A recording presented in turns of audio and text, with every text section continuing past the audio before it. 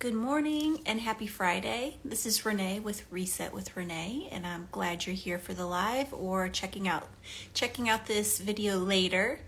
I'll be posting it to all my social platforms, YouTube, Facebook, and the Reset with Renee podcast.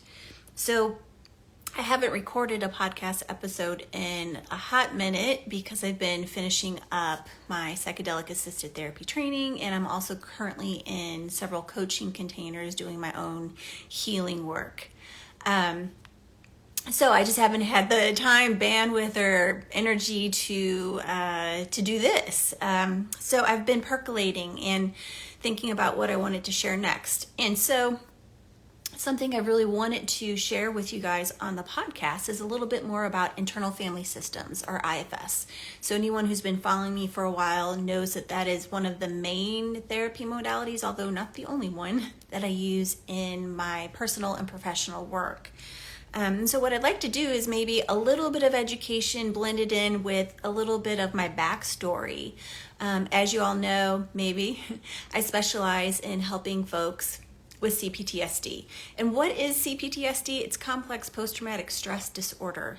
So typically I work with adults who had families or growing up experiences that were less than ideal. So perhaps there was abuse, perhaps there was neglect of some kind, and then later in life they have additional adult traumas. And so what happens to them internally is really pretty complex and hard to deal with, hard to figure out. So it's a little bit of a context and a background of what I'm going to share with you guys today. So for me, I did therapy probably starting in high school on and off through my adult life.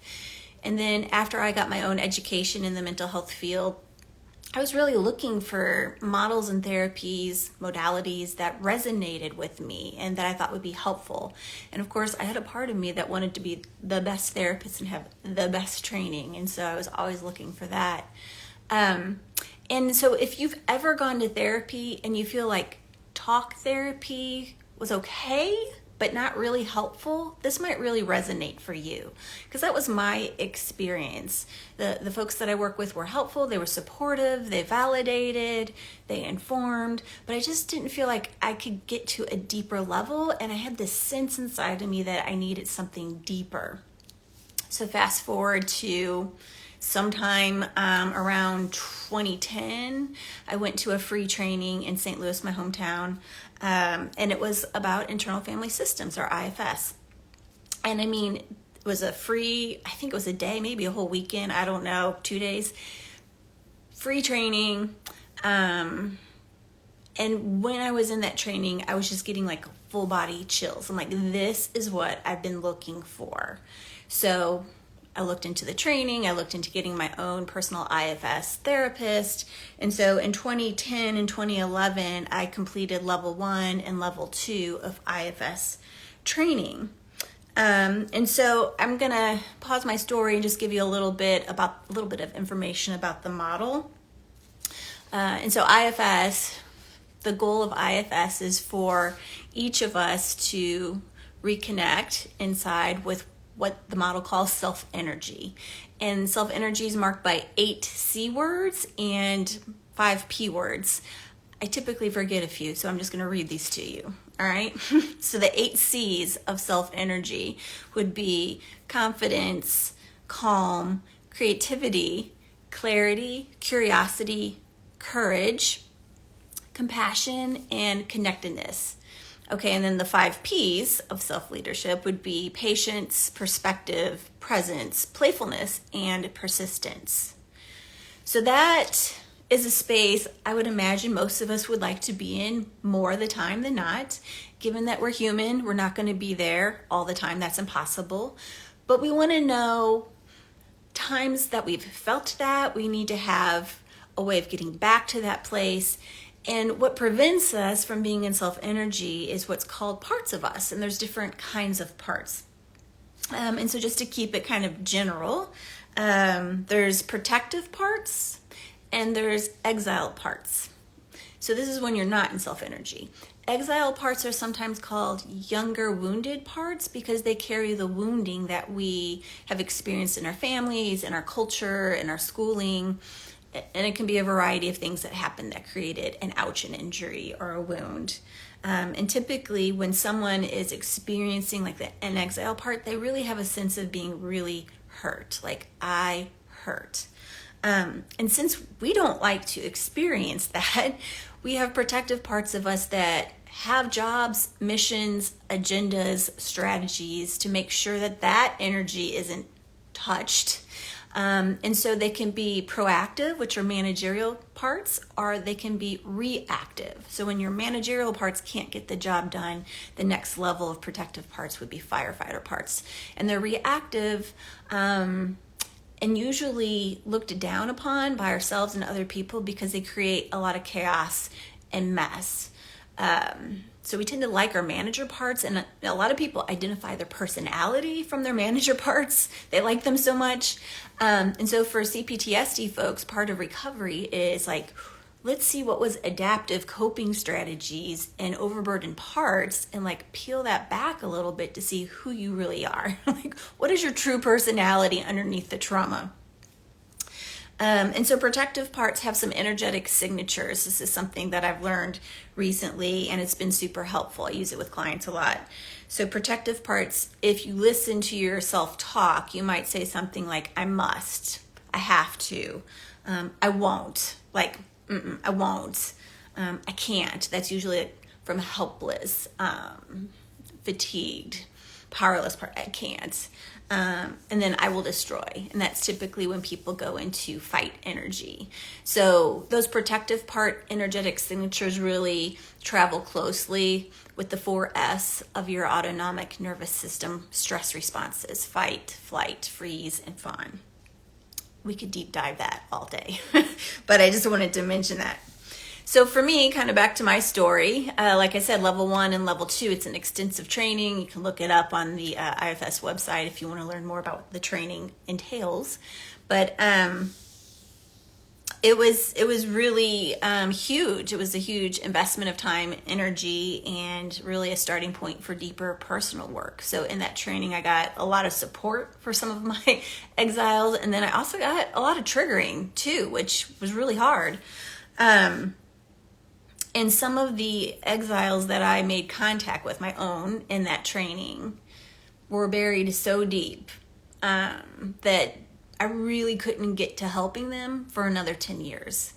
And that's because CPTSD, in my opinion, and in others' opinion, it's really a different beast. There's more complex layers, there's more depth and breadth.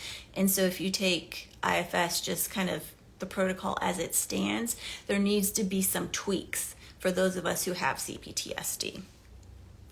So that's part of my mission. I feel like had I had the information I have now 10, 15 years ago, I would have been further along in my own recovery and healing journey. So I want to bring that knowledge to the people that I work with. So after the training and throughout the training and after, I had my own IFS therapist. And I will say, again, IFS alone wasn't enough for me having CPTSD. My therapist at the time was in training for somatic experiencing. And so for anyone who has any kind of trauma, recent like PTSD or more complex, you want to look for therapy that is what we call bottom up instead of top down. So traditional talk therapy often, let me say this, CBT, cognitive behavioral therapy, has been like the gold star standard evidence-based practice in the field for years. And it can be helpful, but it's not sufficient. It's a top-down approach. It's a thinking approach. And when you're dealing with trauma, you need approaches that are multi-pronged, that look at how you think, that look at what happens in your body physiologically, that looks at the emotions, and all of that stuff gets stored in a way that's re-triggered in a way that is bottom-up, full body. So you can't think your way out of trauma. You can't think your way through trauma recovery. And that's one of the places I really got stuck for a long time. I had a lot of good information and knowledge in my head, but I was not connecting as fully in the body. So the somatic experiencing was helpful for me at the time, but it was really hard because it was like learning a foreign language. And I found that other people really folks with CPTSD have a hard time getting out of their head because they've had to go to their head to survive. That may have been the only space they could actually go to get through tough experiences. So they're trained in cutting off anything else. But also really bright people, so gifted, highly intelligent, neurodiverse folks, they also have a really difficult time getting in touch with their body. So somatic approaches can be really helpful, and there's several different varieties. And then the other thing I want to mention, there's a couple other things about like my own personal IFS work, and this is going back to my 30s. I'm 49 now. But there's some common parts that come up for folks with CPTSD. We tend to be very hard on ourselves, so we have a strong inner critic that guilts or shames. There's often a lot of fear. There can be terror, actually. In terms of like protective parts, staying in your head with like over-analyzing, overthinking, looping. In terms of your relationship with others, it would be like people pleasing.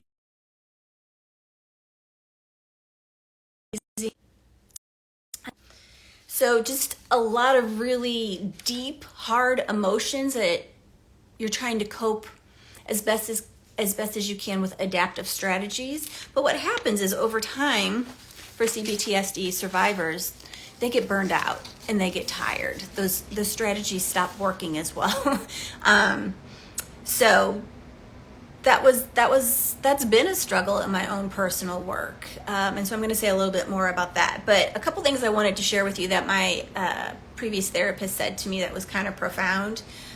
She used to say to me, Renee, it's safe to come home. And I swear I'd be like, part of me would be like, okay, yeah, okay. And another part of me would be like, I don't know what the hell she's talking about. But I took that with me, so when I work with people, oftentimes I'll say things that I'm not sure that they'll get, but I look at it as like planting a seed. Okay, I may not be around when that seed sprouts and grows tall like an oak tree, but I planted the seed. That was definitely a seed she planted, because I do believe that CPTSD recovery is a coming home, a back home to your true self, and an unburdening of all these adaptive coping strategies and hurt parts. And the other thing she said to me, I had a really tricky family dynamic, and I've talked about that in previous podcasts, but one of the things that she said to me was, you may not heal until your dad is gone. And my dad died in 2018. I'd say between 40 and 49 has been I've had some of the most traumatic experiences of my adult life, and his loss was just one of some of those. So I'll say a little bit more on that in a minute. I'm just looking at my notes to make sure I don't miss something. I gotta say, we did great work together. She really, really helped me quite a bit with IFS and somatic experiencing. But I was unhappily married, had a young child, active private practice, and I was struggling. I was so burned out. Hardly any of my own personal needs were being met or resourced. So my manager parts, my protective parts were burned out. I had some firefighter parts firing up, which then triggered shame. And that's what happens for a lot of folks that I work with. Their protective parts, and whether they're manager parts or firefighter parts, their shame about not being able to prevent pain from happening or hurt or discomfort. And that's what I was struggling with. Also, my ex-husband and I, we were in couples therapy. I found a couples therapist who had IFS under their belt. And so we'd meet with him together. And sometimes, my ex would go by himself and I would go by myself. And I just wanted him to give me permission to leave. my manager parts because of my own family history. And so some of that backstory is my parents separated 3 times before they actually divorced. And then the divorce did not bring out the better side of my dad. There was a lot of post-separation abuse. And it was so painful, so painful. And so I had a manager part of me, and this is what manager parts do. Protective parts make solemn vows. They're like marching orders that you do not disobey. And so one of my protective parts was like, you do not leave your family. So here I was on one hand, like dying inside. And on the other hand, this part of me was just like, you do not leave your family. So that was really, really hard. And I remember, in one of my sessions with this couples therapist talking about my dad. And, I was saying things to him that a lot of survivors say, like, he's so toxic and like, he was an alcoholic. So I'd call him on the way to work in the morning and he'd already be drunk. and I was like, I cannot have a relationship with him. And I cannot tell you how many times I showed up in a therapist's office crying, saying, I think I need to not have contact with my dad.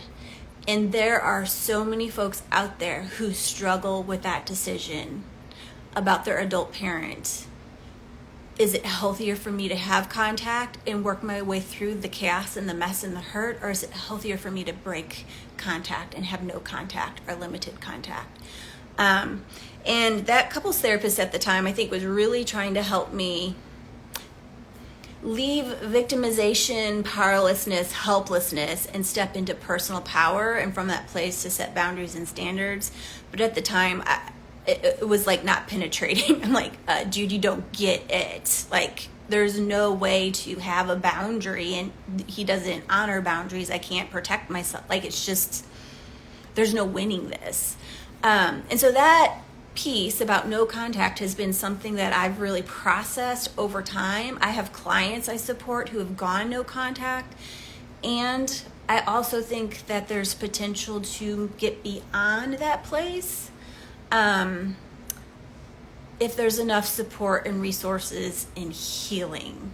So that's probably a deeper dive for another day, but I did want to mention that because pondering no contact is something that a lot of people really struggle with.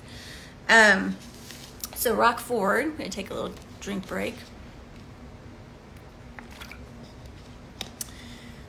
So that was my 30s, married, young child, private practice, doing my own IFS work, really struggling personally. And so then my 40s came, and around my 40th birthday, I had a decision to make. I was either going to leave and divorce my husband, or I was going to move with him for his job. So it was either move from St. Louis to Fort Smith, Arkansas, or get a divorce. And I was this close to doing the divorce, but I was still super scared, and my manager parts were still like, hold on, sis. Maybe this will make it a little bit easier. So I left my family, my private practice, my friends, moved to Fort Smith at 40. Happy 40th birthday. So what I did at that time, I'd been doing individual therapy. We'd been doing couples therapy, time, energy, and money out the wazoo. I'd been reading. I had done so much work, and I did a lot of good work, but I was like, peace out. I need a break. Like, I just need to exist like normal person, enjoy my life. And this marriage is either going to work or not work. Like, I am done twisting myself into a pretzel. So that's, I mention that because taking a break from healing work is not uncommon for folks, anybody, but especially for CPTSD survivors, because you do kind of reach like a point where you get really fatigued and tired, and sometimes parts are activated like, this is hopeless, nothing's ever going to get better, no one can help me. So all this stuff gets triggered, and or you're sort of invited to the next level, initiated into the next level of recovery and healing, and your fearful parts will take over and go, I need a break. So that happens often. So I didn't do therapy. I had a really close friend who basically was like my daily therapist. But I took a break from all of that. I'm taking a quick look at my notes. So having done all that work, I mean, I was able to know what self-energy was. I was able to know when I was activated by a part. I was working with myself, but it was still really hard. I mean, it hurts, the exile energy activated often, especially in my marriage. And then all of my adaptive coping, managerial parts and firefighter parts, they were still firing away. And that takes a lot of energy. You know, there's a lot of ramping up, there's burning out, there's shutting down, and then regrouping and trying to get it all back together. And then you kind of loop through that process again. So what I will say, you know, is my heart was in the right place. You know, I didn't want to cause hurt or harm to my ex-husband, to my son. I for sure didn't want to have a divorce. That was like solemn vow, like I said earlier. I didn't want that for any of us. And I had a lot throughout this process. I had so much fear of the future, and that fear is a hallmark of CPTSD. And I also had shame about not having the kind of relationship I wanted to have, not being able to fix it, and then engaging in some behaviors to cope with it, what was happening and not happening in that relationship. So all of that really kept me stuck, not making a decision, not making a conscious decision. So fast forward, that was 40. 49. I've had several adult traumas since then, and that's something that happens for CPTSD survivors because of your childhood history, because you've been taught to cope in all these adaptive ways. You're sort of primed. I'm not saying you invite it. I'm not ever saying that, but it's sort of like you don't have the same filter or screening method to make discerned choices. And we as CPTSD survivors tend to stay put, hold on, wait, be super patient, do all these things that allow others space to do them and be them. So I don't mean that judgmentally. I've done that myself, but it is a thing that sets us up. Often for other relationships, partnerships, work situations, friendship issues. I mean, like all the things. So here I am at 49.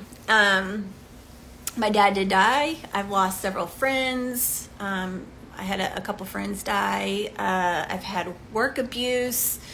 I've had relationships with unhealthy people post-divorce dating. And that is something I want to say too.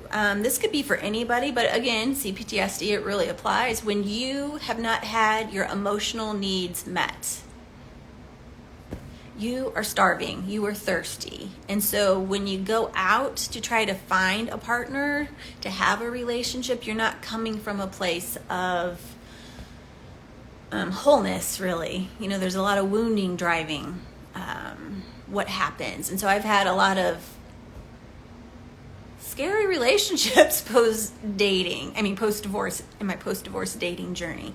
So all this has just been a lot. There was a lawsuit. I mean, like, not from my dating world, but just legal stuff, relationship stuff, dating stuff, all kinds of things. So it's not been easy. And the work abuse was the thing that really was like the straw that broke the camel's back for me. It basically overrode my system, like my managerial parts couldn't function. Everything I've used to like cope and survive was just like flatlined.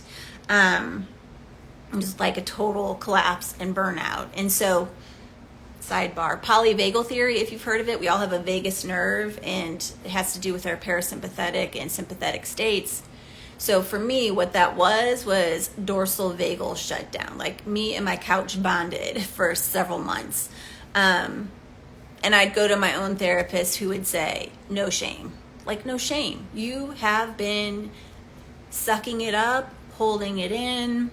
your system's burned out, it's going to take time to get through that. So I really did give myself a lot of permission to rest, which is what you need when you're depleted. And so this has been called like a dark night of the soul, and it's not fun. So if you have ever had that, or you're having that now, I just want you to know you're not alone. There's nothing wrong with you. It's just sort of like a spiritual initiation of reclamation and redemption, but it takes you to your knees first, and it's really difficult. And you often feel very alone because people don't know how to cope with that level of hurt and harm and burnout. But the rebirth does come if you stick with it. I like the term rebirth. My name, Renee, means rebirth. And with a rebirth, you have a release of all of that hurt. You get resolution. You get reclamation of your essential self. And you begin to reimagine. This is like post-traumatic growth. You get to reimagine what you want your next chapter, your next level of healing, your next relationship to be like. So it's really a return home to your native essence, your gifts, your calling, your vision. And for me, it's been a restoration back to my natural energy. I've spent much of my life pushing through, hustling. And so right now at 49, I'm really trying to like draw my energy back and figure out, when do I want to work? When do I want to rest? When do I want to play? Like, when do I want to receive? When do I want to give? From an authentic place, not from a survival place. But before you can have that like full rebirth, there is really a cleaning up period of your internal world and your external world. And for CPTSD survivors, that is some serious work, because as you're trying to get a grip on what's going on internally, your ecosystem is still the same. And you may have relationships or situations in your environment or ecosystem that you wouldn't choose today, but you chose years ago, decades ago, months ago. You planted those seeds, and now you've got these weeds. And so that's a really hard place for CPTSD survivors to be, of like, I'm doing all this work, and ooh, look at that interactional pattern. Look at that interactional pattern. Holy hell, what do I do with all this? So really, CPTSD recovery is like, it's like a total renovation inside and out. Taking things down to the studs and the foundation and rebuilding slowly with discernment. So if this resonates, I want you to know you're not alone. Folks who have CPTSD tend to have higher ACE scores. ACE is an acronym for Adverse Childhood Events. You can Google that, Adverse Childhood Events. So if you have a higher ACE score, you have had more traumatic events happen. I personally think the ACE questionnaire needs to be updated and expanded a little bit, but it'll certainly hit major things like abuse and neglect. So if you have a higher ACE score, you know, you weren't supported enough to have your developmental needs met. I'm looking at my notes. And that does kind of set you up to start your adult life with two things being, on one hand, overburdened, and on the other hand, underdeveloped in some areas. And that is a clusterfuck and a mindfuck for a lot of my clients. It certainly has been for me. How can I be too much in one area and not enough in the others? So that kind of sets you up to make life decisions and relationship decisions that further kind of set you back. That's part of CPTSD. And then you cope as best as possible until you arrive at a place where you can no longer continue to do what worked for you before. Again, I'm looking at my notes. So if this resonates with you, know you're not alone. The path of healing and recovery is available to you. You do have what you need to heal. One of the things I learned from my year-long psychedelic-assisted therapy training is we all have inner healing intelligence. And circling it back to the IFS model, that self-leadership piece, We all have the ability to heal. You do not have to find it. You do not have to grow it. You do not have to figure it out. You just have to locate it. And for CPTSD survivors, it can be harder because our essence, our spirit, our heart, there was some pollution and corruption early on in our life. And so we don't always have the cleanest touch point for that essence, for that self-leadership piece. And so that's a piece of the CPTSD recovery. Okay, looking at my notes. So yeah, you have what you need to heal. You are the one. In fact, the creator of IFS, Dick Schwartz, wrote a book. You are the one you've been waiting for. That was one of the first books that I read after like his initial clinical mosaic mind. Okay, but what you might need is some bridging and some support for along the way. And we get injured in relationship and we heal in relationship. So it's good to have individual support from someone who really gets it, and it's also good to have community. So one of the things I'm thinking about maybe for the fall is how can I start offering some community to folks who would like to have a safe space to play with the recovery with other people. So what does recovery and healing look like? It's really a process of connecting inside, unburdening parts, integrating, and then embodying that. So that's mind, heart, body, spirit, and then back up to the mind. And I could say more about that another time. And then I guess the last part I wanted to say is coming from me as a CPTSD survivor, again, circling back to IFS, some of the things that I wish I would have known is to get out of my head sooner and into my body. Anything that helps you get into your body, helpful.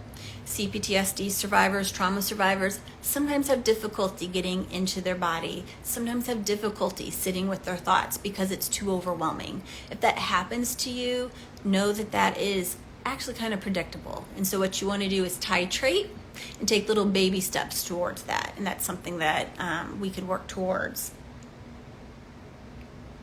The other thing I mentioned already is our self-leadership can be a little bit distorted or corrupted or polluted.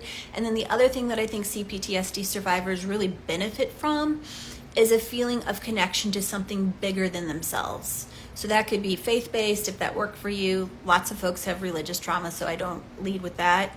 It could be a connection to nature, to the universe, to archetypal energy, to spirit animal. I mean, like anything that is greater consciousness than what you have inside of you. So we all have this like spiritual place inside of us, and then we're all connected spiritually. And so tapping into that can really help when you're struggling with self-energy. Okay, I think I covered the highlights of what I wanted to cover in this live and in this podcast episode. And I certainly invite you to reach out to Reset if you'd like to work with me in therapy or as your coach. For therapy, I'm out of network. Private pay, but I'm licensed in Missouri and Arkansas currently. And then coaching I provide for folks anywhere across the world. Good way to reach me is through my email, which is Renee@resetwithrenee. And I would love to hear from you. This is my passion, to bring healing to people so that they can experience harmony in their system and they can feel connected and have really conscious relationships and to experience joy. We're here to live a full life, and that's what I want for each and every one of you. So thanks again for listening, for your time and energy. Begin again and again and again. And if you need support and a bridge along the way, please reach out to Reset. Have a great Friday.